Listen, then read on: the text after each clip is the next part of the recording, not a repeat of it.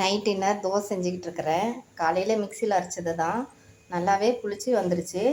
தோசையும் நல்லா வந்திருக்குது, ஆப்பம் மட்டும் வருது. ஆனால் நான் தோசைக்கு தான் போட்டேன். 4 பங்கு அரிசிக்கு 1 பங்கு உளுந்து, நல்லா ஆப்பம் மட்டும் வந்திருக்குது. இவ்வளோ கெட்டியாக இருந்தால் வேகாது, அதனால் திருப்பி போட்டுட்டேன். அது ஊத்தாப்பம் மட்டும் நல்லா தான் இருக்கும். இந்த பக்கம் தோசை ஊற்றியாச்சு, சட்னியும் செஞ்சாச்சு, தாளிச்சும் போட்டேன்.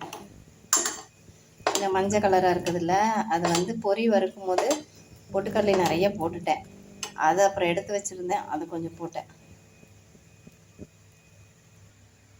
இந்த பொட்டுக்கடலை தான். இப்போ தோசை ரெடி ஆகிடுச்சு, எடுத்துக்கலாம். சட்னியும் போட்டுக்கலாம்.